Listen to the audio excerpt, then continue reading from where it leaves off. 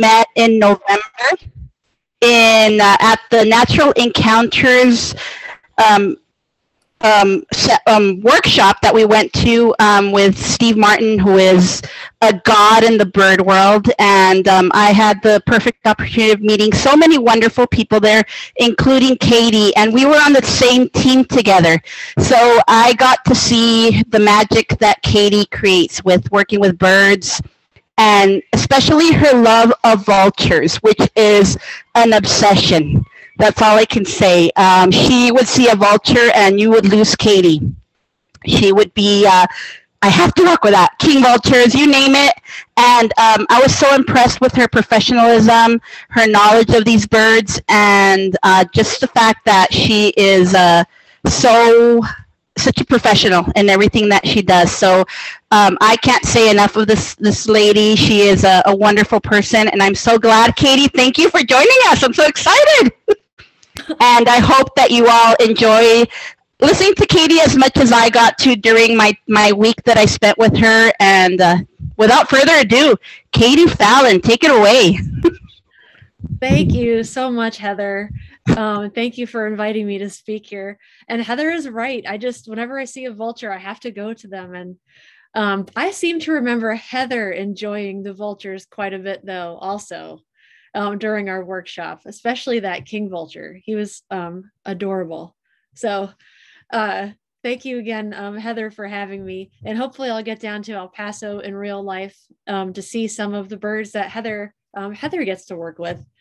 So, and thank you everybody for coming to hear me talk about my favorite subject. So I'm going to go ahead and start to share my screen, and hopefully that'll work for everybody. Heather, do you see that okay? I can still see Heather over there. Yes, I see it. Perfect. Okay, thank you. All right. So like Heather said, my name is Katie Fallon, and I am joining you today from West Virginia. So I don't think we have the highly pathogenic avian influenza in West Virginia yet. Or if we do, it's not been widespread yet. And I hope it stays that way. It makes me very nervous with the center I work with that has, we do a lot of rehab, and we also have non-releasable education ambassadors. But anyway, what I'm talking to you tonight is about my favorite type of bird.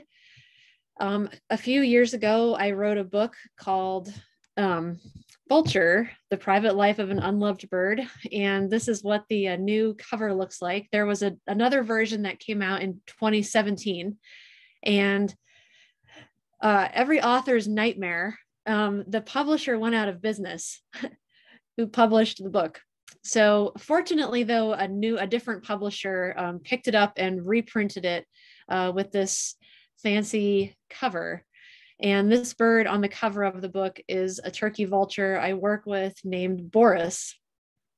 And Boris was named by the person who found her injured. And she is a female vulture. The finder named her Boris. And before we knew what her sex was, it was too late, and Boris had already stuck. So, but I'll come back to more of Boris in a second. But I'm kind of getting ahead of myself. So when I was thinking about writing this book, I wasn't sure what to call it. Vulture, Eat Your Heart Out. That was one of the possible subtitles. Or Vulture, Happy Entrails to You. but neither one of those really fit. So we went with The Private Life of an Unloved Bird, even though they are not unloved by everyone. This picture here is a picture I took at Boyce Thompson Arboretum State Park in Superior, Arizona, an hour from Phoenix, which is not too far from where you all are in El Paso. But they have 2 vulture festivals every year. They have the Welcome Back Buzzards Festival in March, and they have the Bye Bye Buzzards Festival in September. And I have both of those festivals. And an interesting side note is we sometimes call these buzzards, but North American vultures are not technically buzzards. Buzzard is a term that folks in Europe use to refer to a hawk in the buteo family. So to somebody from the UK, a red-tailed hawk would be a red-tailed buzzard. And no one's entirely sure why we started calling vultures in North America buzzards. The leading theory is that when folks from Europe came to North America and saw these large birds, they just them buzzards because that's what they would have been in Europe. So anyway, I wrote this book several years ago, and I'm really happy that it still has a life and it's still out there. So before we talk just about turkey vultures, I want to talk about sort of the big picture on vultures. I should also mention before I get too far started that I do work with a small nonprofit called the Avian Conservation Center of Appalachia, which is a very, very long name. We usually just say ACCA, and we rehabilitate all species of injured native birds, everything from hummingbirds to bald eagles. And right now we have 13 non-releasable birds that we do educational presentations with, including 3 vultures, Lou, Boris, and Maverick, and you'll see some of their pictures throughout the presentation. So worldwide, vultures are primarily scavengers. There are 23 species of vultures in the world, and most of them are scavengers, although exactly what they scavenge depends on the species. We'll talk more about that too. Most vultures have strong stomach acid and gut flora that allows them to eat very dangerous pathogens, things that would make humans sick, very sick, rabies, anthrax, botulism toxin, and a lot of other things. Vultures can eat animals that have died of these diseases and neutralize them. So when they, in their waste, there aren't traces of these diseases anymore. So vultures are extremely important for public health. They efficiently remove these carcasses that could otherwise contaminate the water, the soil, and the air. Mammalian scavengers can also remove carcasses, but they tend to take longer.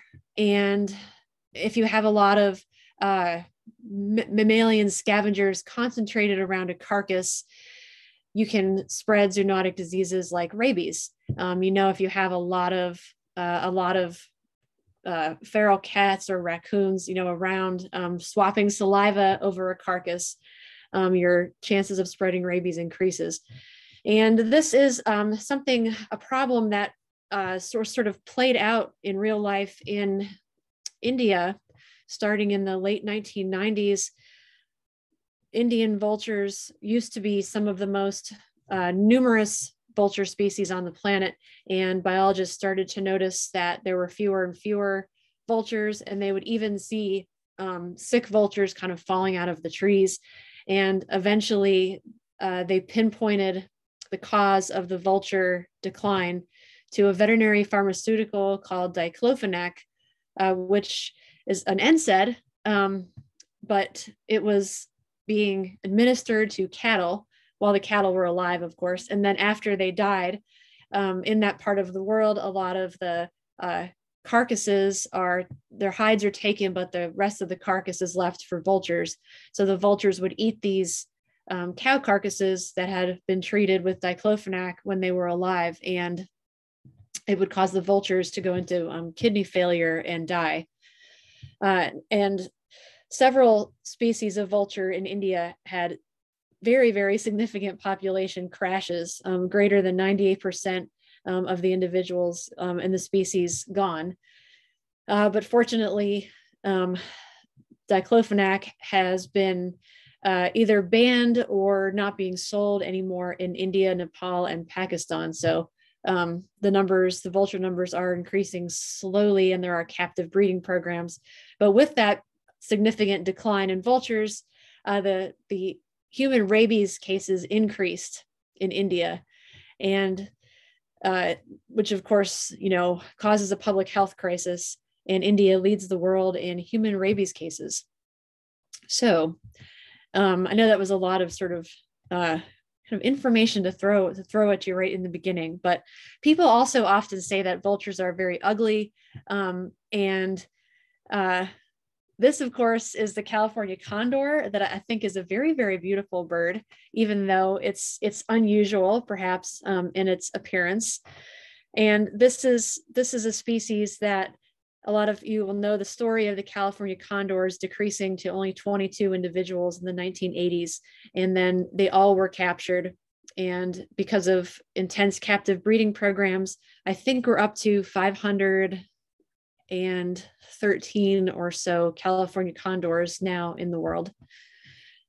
This is another New World vulture species. And if any of you have traveled to the tropics, to Costa Rica, or northern South America, you may have seen the king vulture, which is one of my absolutely favorite species. Just a gorgeous bird, definitely not sort of ugly thing that we normally think of when we think of vultures.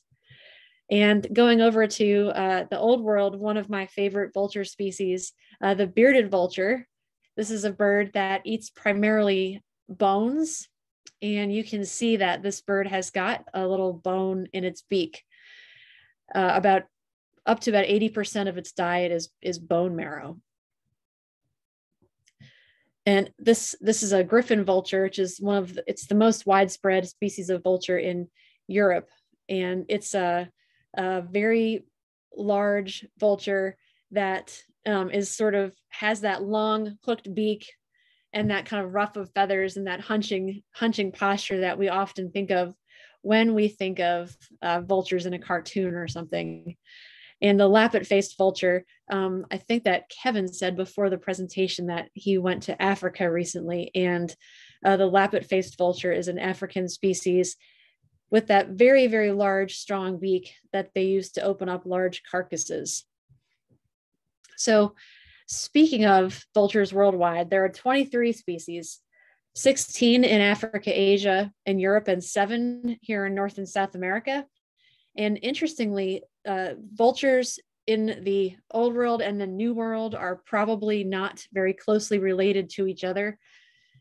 Most people agree that the species in Africa, Asia, and Europe are more closely related, I should say, to eagles and hawks.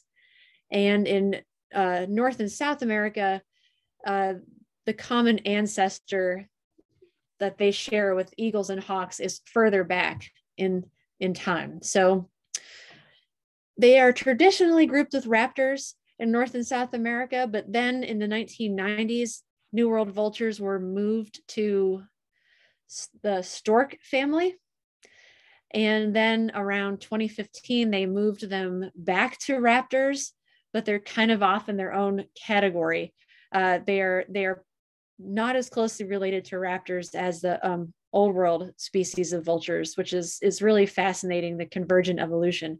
If you wanted to read more about vulture species worldwide and not just turkey vultures, which are my obsession, a great, amazing book just came out that's called Vultures of the World by Keith Bildstein, who's a retired biologist who worked at Hawk Mountain in Pennsylvania for many years as the director of conservation science. And his book just came out, and it gives a species account of every species of vulture in the world. So if you are a vulture lover, as I am, you should check out Vultures of the World. It just came out last month. So 11 of those African and Eurasian vultures are endangered, and 8 are considered critically endangered. So vultures worldwide are more likely to be endangered or threatened than other species, other groups of raptors. So even though it seems like our turkey vultures and black vultures here in North America are doing very, very well, that's not the case for vultures everywhere, unfortunately. And we do have one critically endangered species of vulture in North America, and that's, of course, the California condor. Poisoning is a threat to vultures worldwide. After habitat loss, poisoning is probably the greatest threat, but the type of poisoning will vary depending on where you are in the world. Here in North America, what we hear most often about is lead poisoning, and we'll talk more about lead poisoning in a couple minutes. But lead toxicity has been identified as the biggest hurdle to the California condor's recovery. So a question I often get is, how are the birds getting lead? And there are several different sources for lead that can cause poisoning in vultures and other species, but one is spent ammunition. So if you are out hunting and you shoot a deer and then field dress the deer and leave the gut pile, which is great if you are a vulture and you come upon a gut pile. But if there are small pieces of lead in the gut pile, the birds can eat them inadvertently and it can cause them to become sick. A bird like a turkey vulture can handle a lot more lead in its system than a bird like a bald eagle. But I think I'm getting ahead of myself again. So coming back to our friend, the turkey vulture, it's the world's, right now anyway, it's the world's most widespread and probably most abundant vulture species. You always have to probably, a statement like that, right? So the other vulture species that may be more numerous than the turkey vulture is the black vulture, but it's very difficult to get an accurate count, especially when you have a species that has so many individuals like turkey vultures and black vultures. So turkey vultures breed from southern Canada all the way to the tip of Argentina and almost everywhere in between. Globally, there may be 15 to 20 million individual turkey vultures and probably just as many black vultures. So if you compare that to a species like the cerulean warbler, which I know you don't get too many, or maybe very, very rarely, if ever, in El Paso. Here in the East, in West Virginia, there are species that we really like to see. There only are about 300,000 cerulean warblers in the world. So if you compare that to 20 million turkey vultures, 20 million black vultures, the species are very successful right now. And most indications are that the population of turkey and black vultures are increasing, both species increasing, which is also counter to what you are used to hearing when you talk about birds. A lot of our bird species are decreasing in number, especially songbirds and grassland birds, but vultures, turkey vultures, black vultures are doing quite well. So there are 6 subspecies of turkey vulture, which is interesting to me because they're all quite different from each other. There's 3 subspecies that breed in North America and 3 in the tropics. And these different populations have different migratory strategies. So there are some populations of turkey vultures that are resident all year. And there are there's 2 subspecies that are partial migrants. There's a subspecies that's a complete migrant. I looked at eBird before tonight, and it seems like in El Paso, you all have turkey vultures all year, although you seem to have fewer of them in the wintertime, which is similar to what we have in West Virginia. Actually, we have turkey vultures all year, but a lot fewer in December, January. They really start to come back in March. So this is the map from Birds of the World using eBird data. And you can really see turkey vultures are just about everywhere in the hemisphere, except for where it's very cold. We don't have turkey vultures all the way up into northern Canada, and in South America, they're absent from those high peaks of the Andes Mountains, and Chile, Argentina. You're not really, getting turkey vultures in those snow-covered, really cold areas in higher elevation. Getting out of the cold is pretty important for turkey vultures. From my reading, from what I've read, it seems like turkey vultures are a species that originated in the tropics and then dispersed from there as there became, dispersed to maybe find breeding areas or places where the habitat was suitable. But they are really a species that is resident all year in much of the hemisphere. And then in the upper West, the Midwest, most of them leave and head to Central and South America. We'll talk more about that in a couple minutes too. So when you're out bird watching, hopefully you're all familiar with the turkey vulture, but If you're not, this is what one looks like from the ground, which is where you're likely to be when you're looking up at a turkey vulture.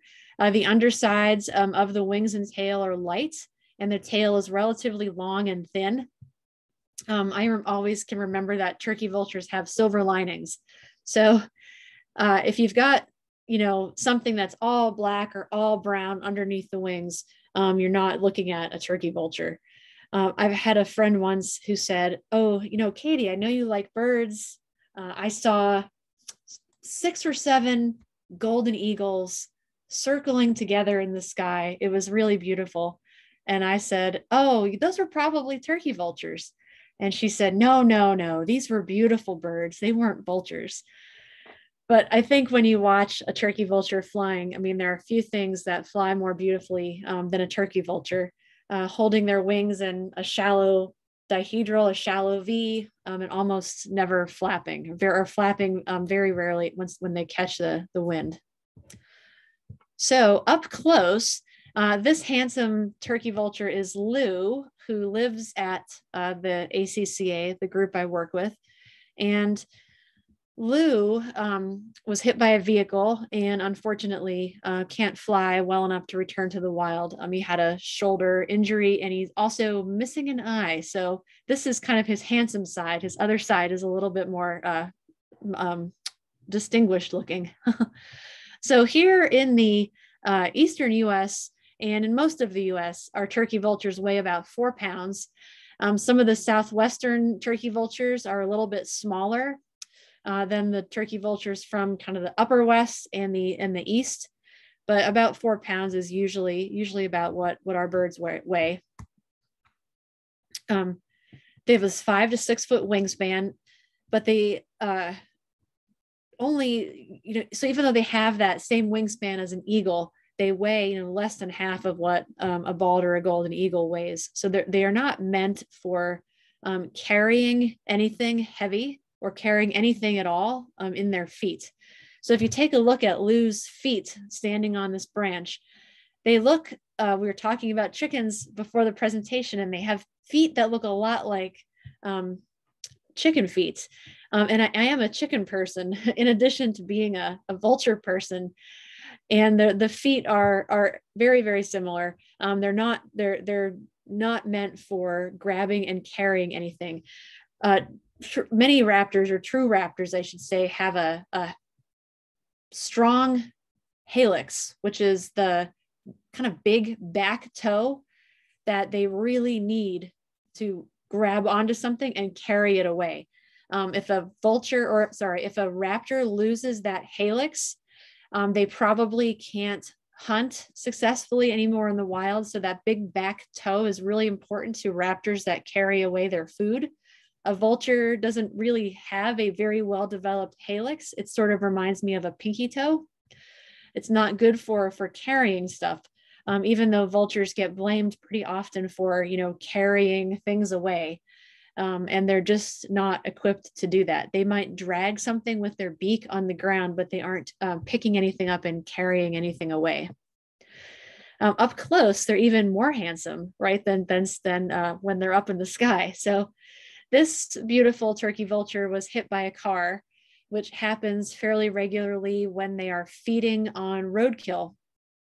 So roads and turkey vultures kind of have an interesting relationship. On one hand, a road provides food for a lot of vultures.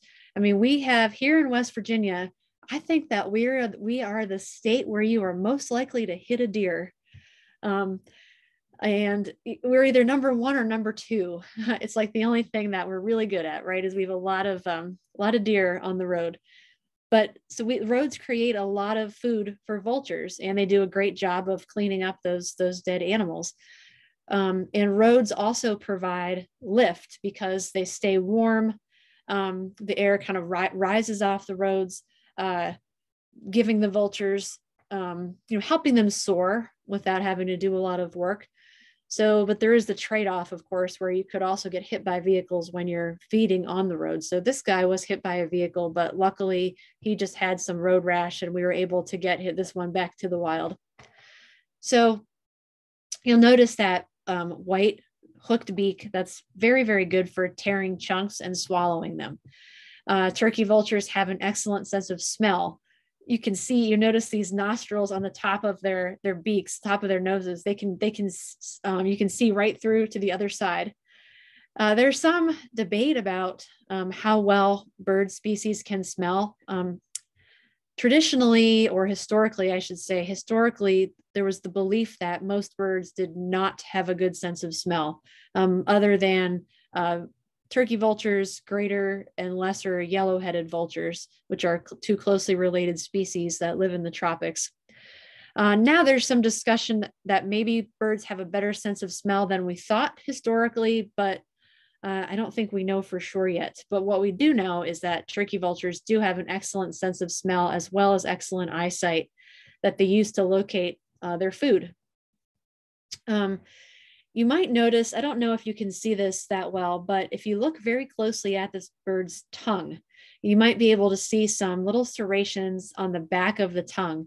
And these are sort of, a saw blade is probably is sharper than the serrations on a turkey vulture's tongue, but that helps the bird swallow slippery chunks, organs, stuff like that, the good stuff that they're eating, that helps them move that to the back of their mouth to swallow it. And turkey vultures can open their mouths very, very wide to swallow these big chunks.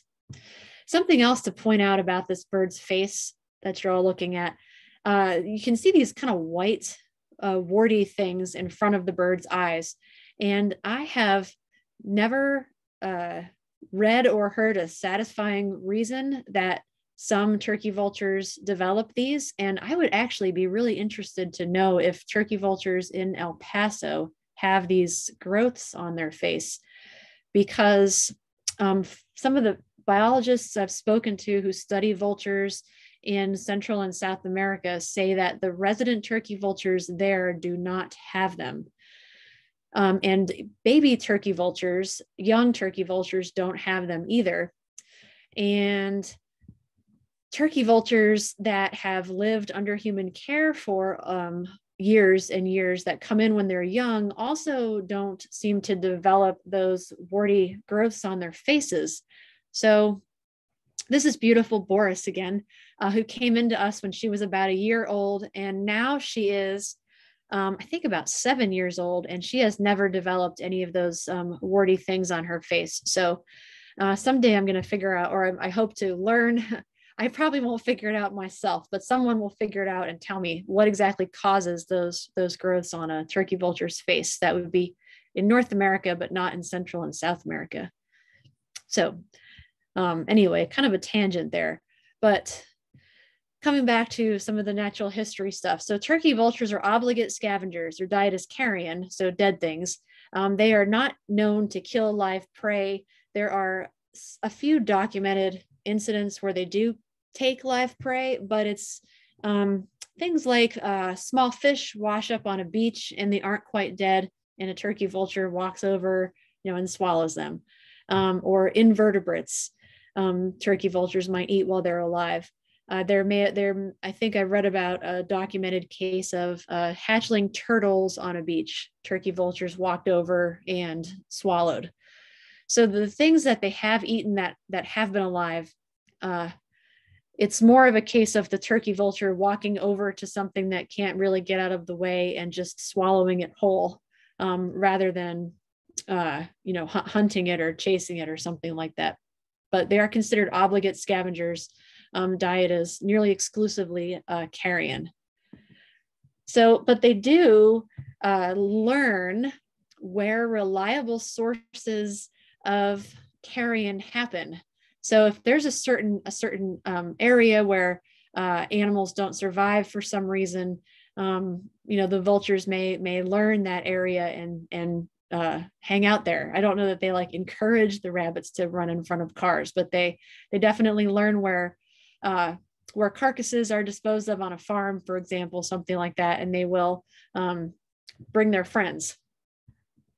So there's a lot of vulture comics out there, and once people know you like vultures, I get a lot of vulture comics, which I love. This is one of my favorite from Bird and Moon. I am a turkey vulture. Yes, indeed. My head is bare to prevent rotting flesh from adhering to it.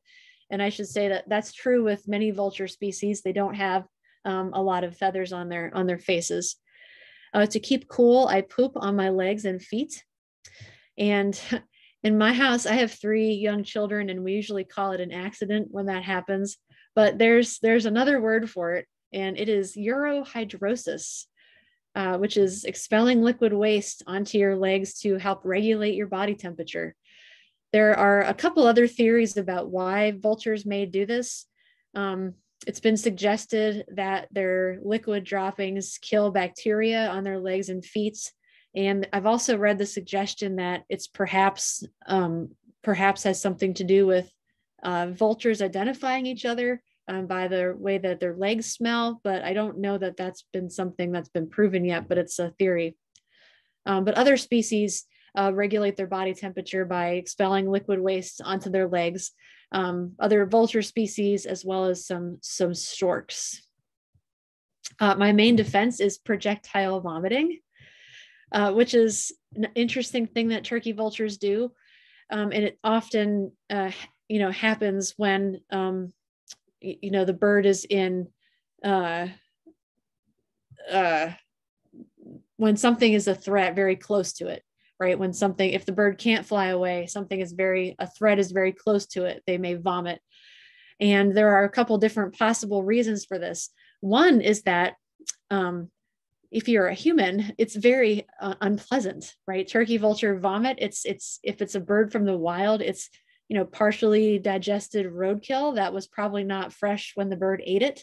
So it's very stinky. If it gets, under your fingernails or, in your car, it's a very bad smell. But the other theory or another reason that these birds may vomit when they're sort of disturbed could be that they need to lighten the load when they before they can take off and fly if they ate a lot at a carcass on the ground. And then something else that I'm not sure if this has been proven, but it's a theory I read about turkey vulture vomit. Young turkey vultures in the nests will often vomit if something other than one of their parents approaches, something that may want to predate the baby turkey vulture, like a raccoon or a coyote. And sometimes if the turkey vulture vomits, that predator may eat the vomit instead of eating the turkey vulture, which sounds really gross, but I have a beagle here and I'm pretty sure that my beagle would eat turkey vulture vomit, if given the opportunity. So it's a pretty interesting defense.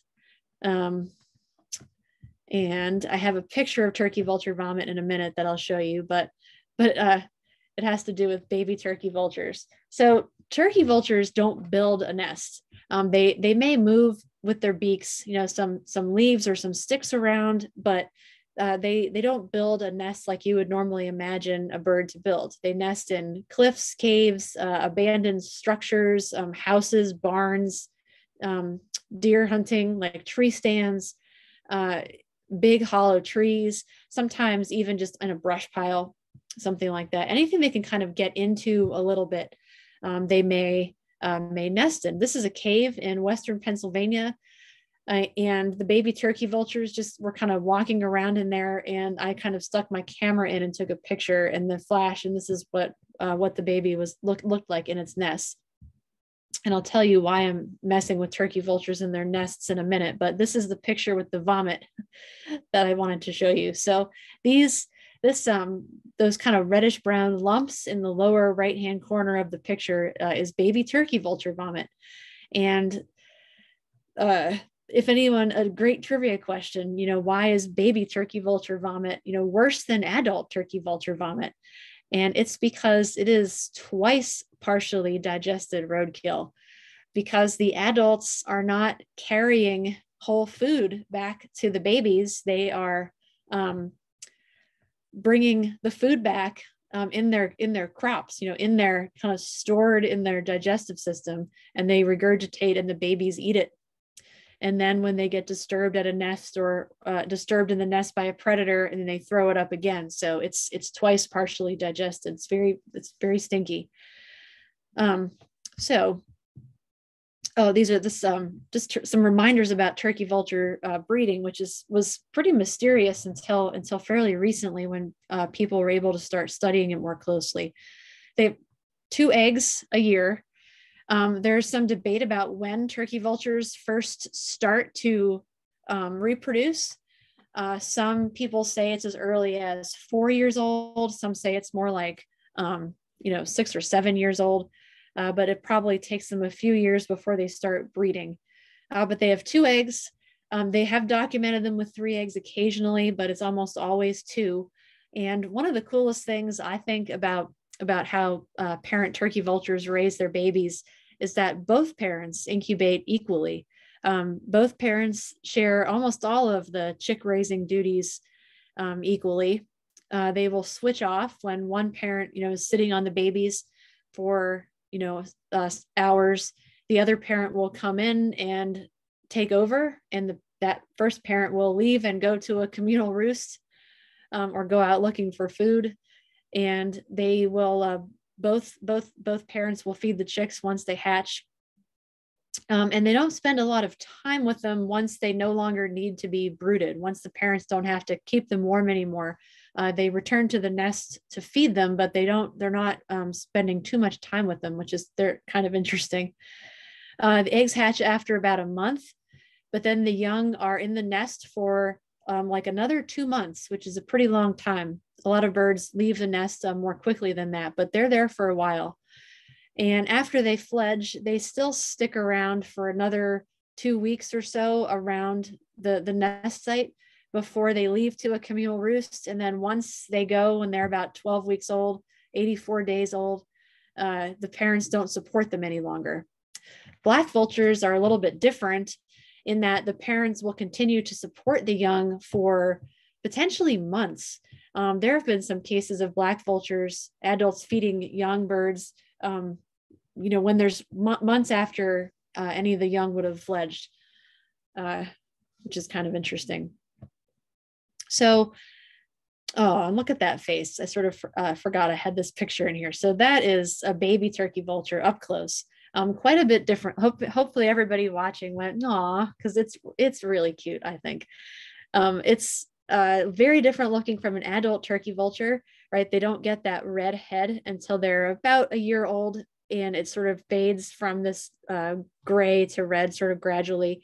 And the beak also kind of fades from this black color to that white color.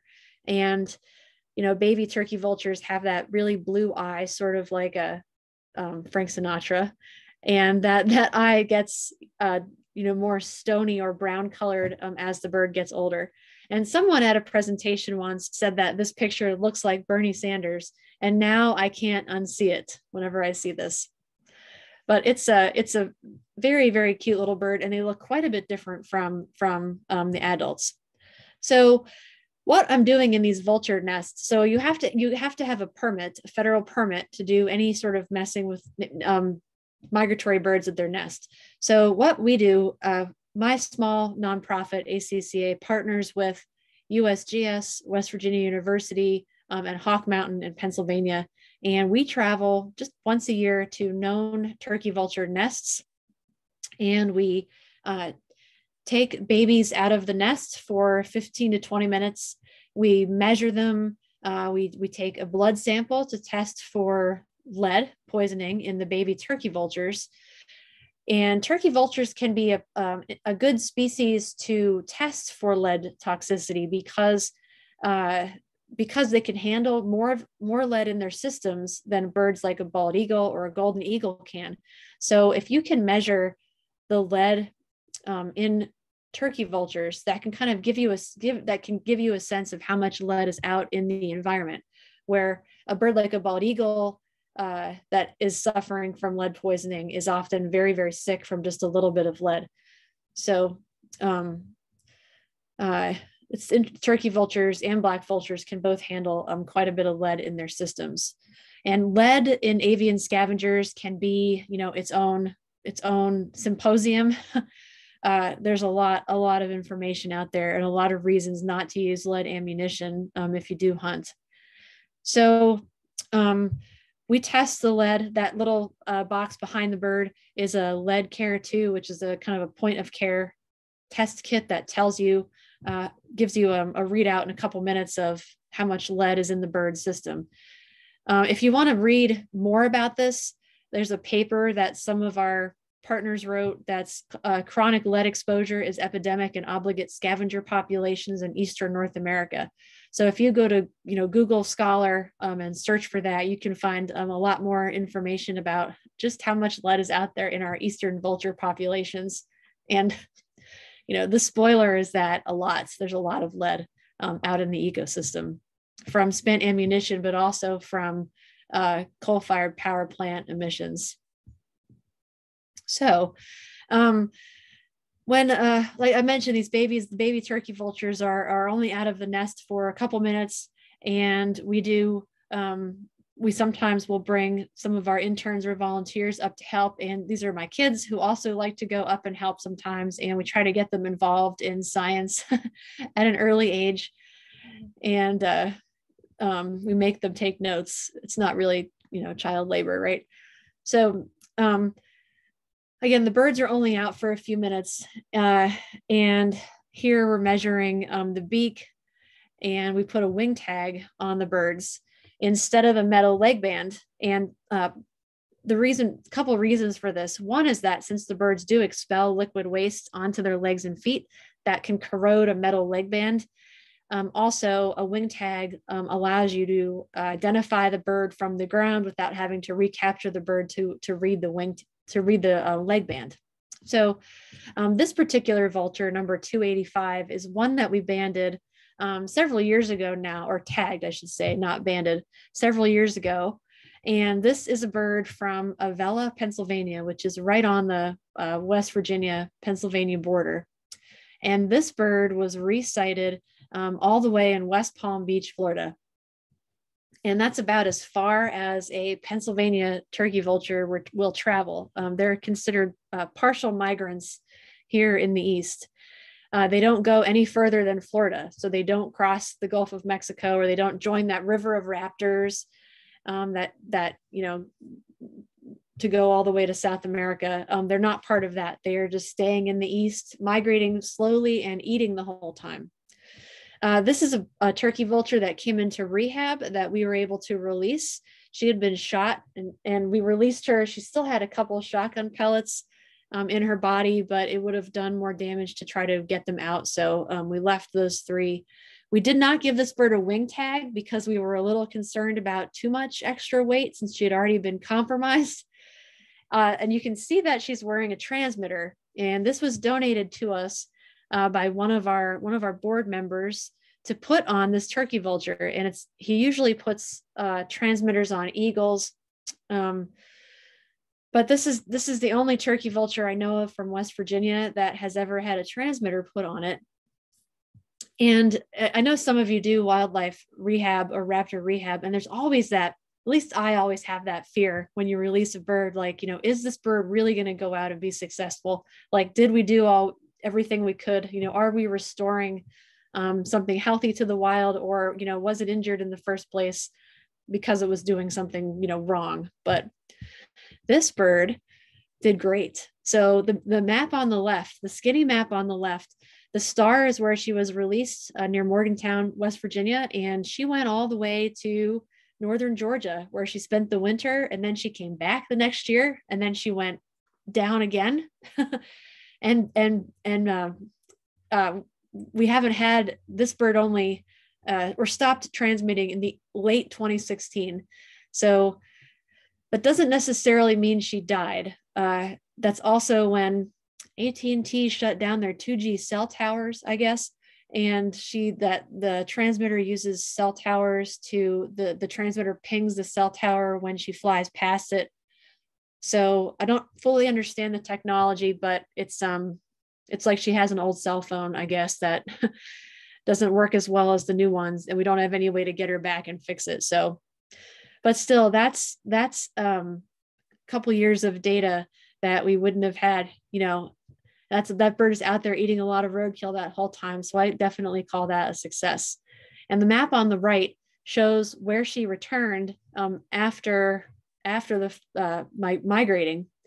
And she returned to the area where she was originally found, not the area where she was released, which was pretty interesting. So this is a map of another bird, the movements of another bird wearing a transmitter. So this is a bird that Hawk Mountain put a transmitter on in Leoville, Saskatchewan. This is one of the most northern nests that we know of a turkey vulture. And these birds are complete migrants. They all leave that upper, the upper part of their range, and they all go to the tropics. And interestingly, this bird, both the male and the female are wearing a transmitter of this pair. The transmitters were put on in 2007. And as far as I know, they are still working. I know at least as of a year or two ago, they had to capture one of them and fix the transmitter, but they knew where the birds were nesting. So they were able to capture the bird at the nest site, fix the transmitter, and release the bird. But the male and the female go to different places in the winter. The female goes into Venezuela and the male goes deeper into Colombia. So they sort of have these separate winter vacations, but they both return to the same nesting site every year to raise their chicks, which is pretty fascinating. This, I wanted to show just quickly that third subspecies of turkey vulture. This is the southwestern subspecies that is similar in the way it moves to the eastern subspecies. They're a partial migrant. Some of them stay in the southwest all year. This is probably what you have in El Paso mostly. Some of them stay around all year. Some of them go into Mexico. But as far as from what I have read and from what I know of this subspecies wearing transmitters, they don't usually cross the Panama Canal. They usually stay in Mexico and Central America, where some of the bigger birds from that subspecies that's up in Canada, they go through this area and then keep going into Venezuela and Colombia. So kind of fascinating. I'm going to show you this map. This is the eBird data of turkey vulture abundance throughout the year. You can see there in the summer, the birds are all up in North America, a lot of the birds, and then, the birds in the winter and the fall, kind of contract and head down to the south. You may have noticed when you saw that the birds were not in the southern cone of South America. Here, I'll play it one more time. Too much. When a lot of the birds are up in North America, the birds are not kind of move north from the southern cone. And then when the birds from North America head back to South America, some of the South American birds migrate further south. And some biologists have a theory that this kind of reciprocal migration is for the birds in South America to get out of the way of the turkey vultures from North America, who are a lot bigger, and a lot more massive. Just kind of interesting. Okay.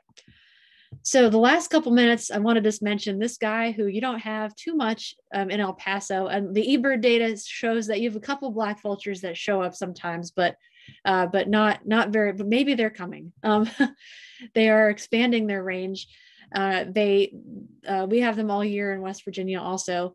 But I should say they're expanding their range, but it's also likely that they are just returning to areas where they had been sort of eliminated from for various reasons, 200 years ago, 100 years ago, and they're now returning to those areas. This is a bird named Maverick who was hit by a vehicle, who's really handsome and has a lot of personality. And this is one of our educational birds who was unable to return to the wild. And black vultures, you'll notice when I play this map, they don't move around as much as turkey vultures do. There's some seasonal movement, but certainly not too much. And you can see where you are down in El Paso. I mean, they're close to where you are, but just, maybe they'll get there. Maybe they'll move into your area soon. But they are more of a tropical species than even turkey vultures. The last data that I read said that about 10% of the world's black vultures were in North America, and about 90% were in Central and South America. So we only have just the tip of the iceberg of black vultures. So I was talking about vulture comics a couple minutes ago, and this is one that's not quite as funny, about why why are turkey vultures and black vultures showing up further and further north. One theory is that as the world gets warmer, that allows these birds to stay further and further north.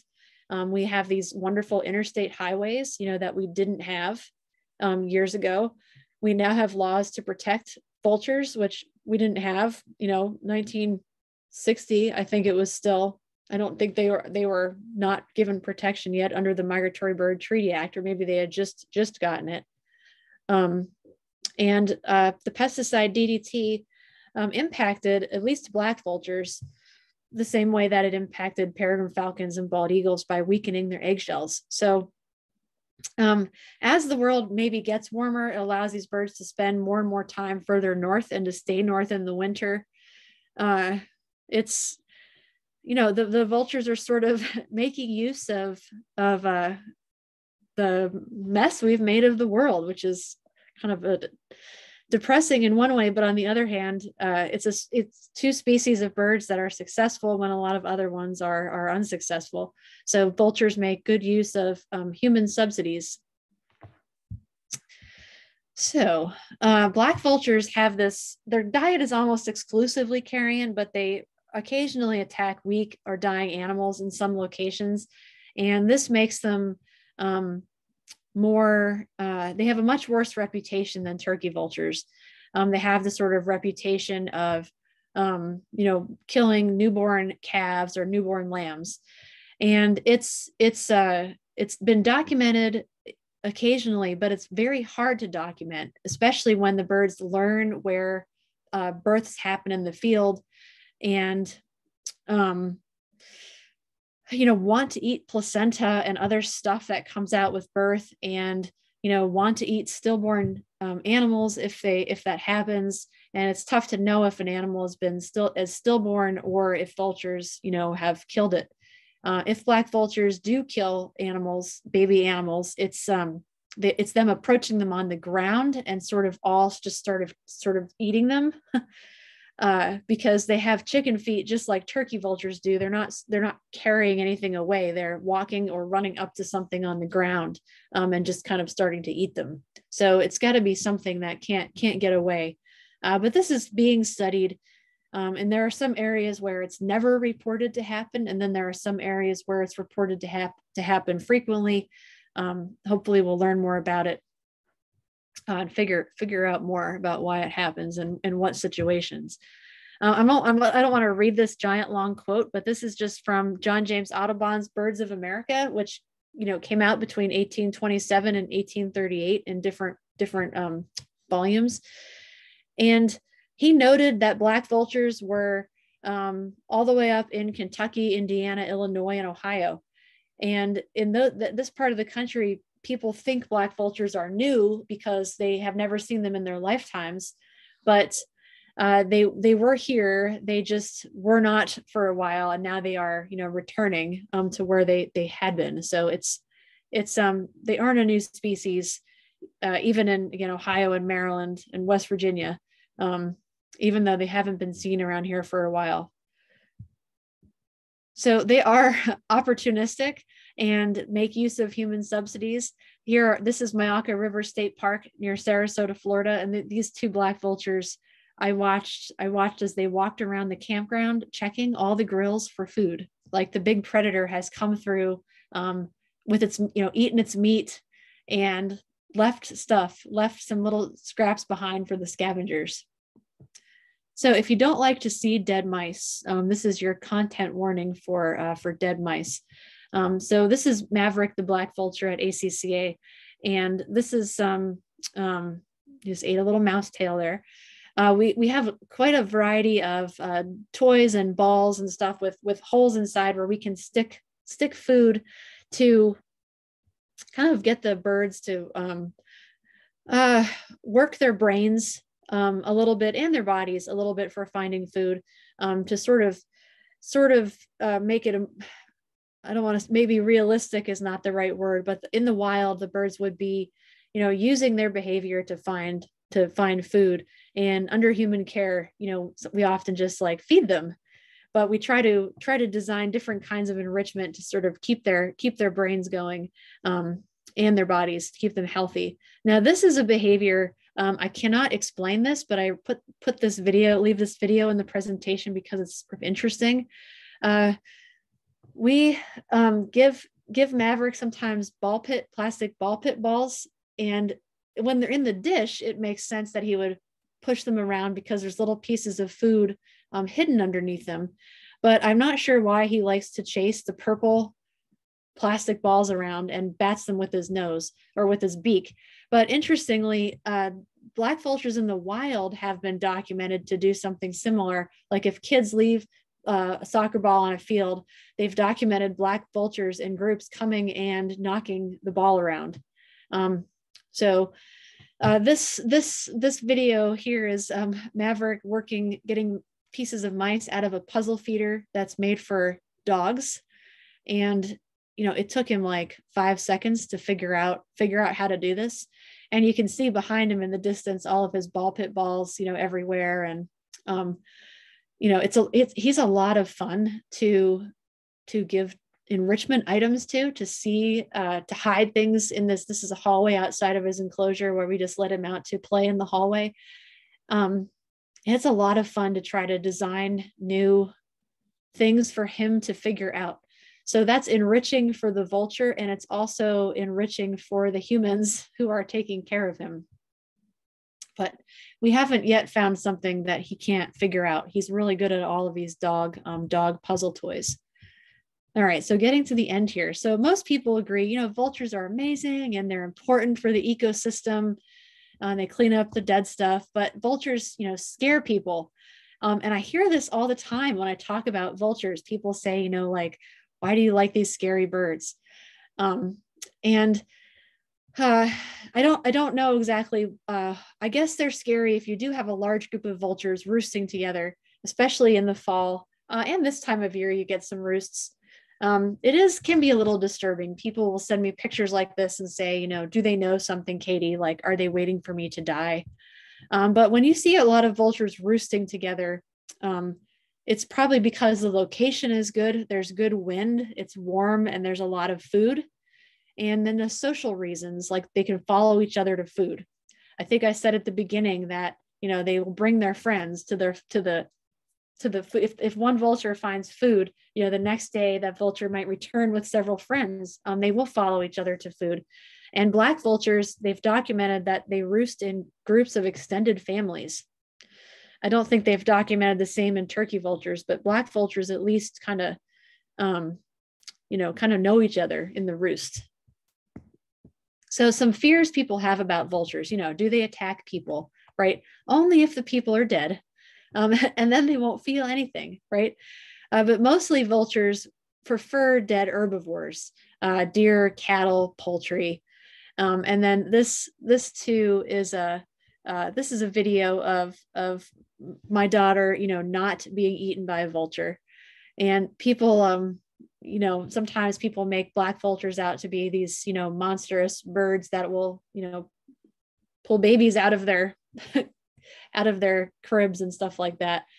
And Maverick, our black vulture, is really the only bird that I would, really let my kids interact with, because he's the only bird I know is not going to, not going to be able to do anything to hurt my kids. And they love hanging out with him.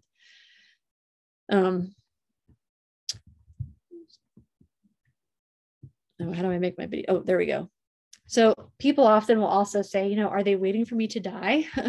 I saw in the movie the turkey vultures, following, dying animals. And turkey vultures do not do that. They don't follow dying animals or people, despite the movies.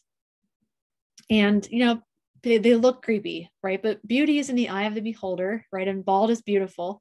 If a bald eagle was truly bald, the bird would look a lot like a vulture, right?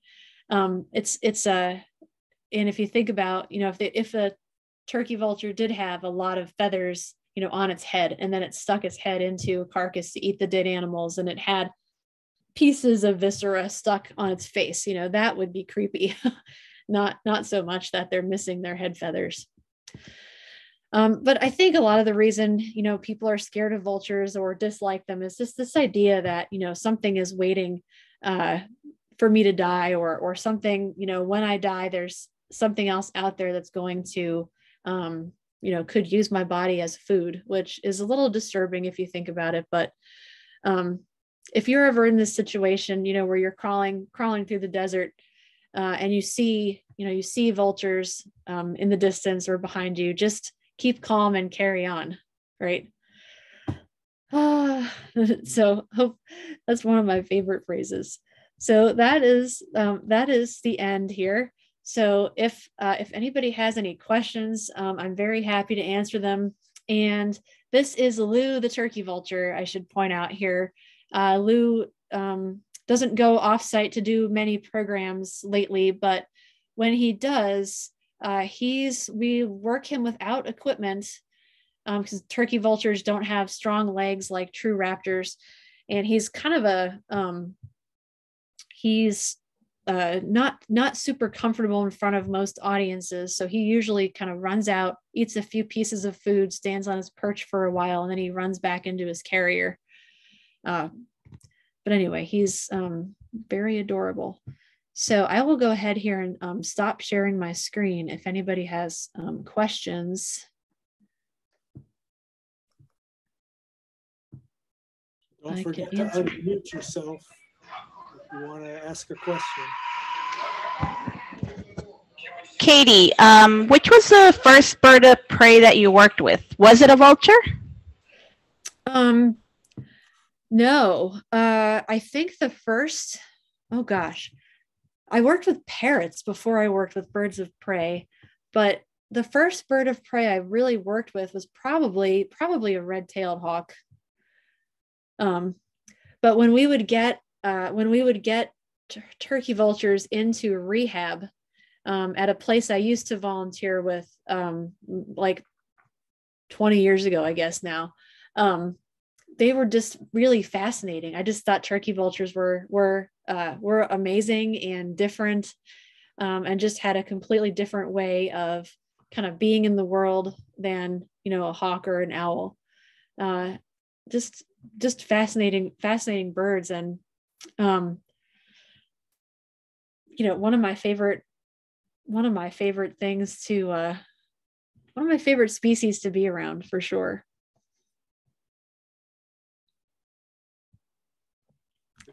Katie, one thing I remember reading about, and this is with old world vultures, and I think it was like Tibet or Nepal, where the people, because they have no suitable places to bury their dead, they would actually offer them up on rocks and let the vultures carry away the rest of the bodily remains of the people who died. So is that, do you know of any other places that do that, or is? Yes. So what you're talking about are the Tibetan sky burials. And there is you can watch that on YouTube if you want to. But again, content warning.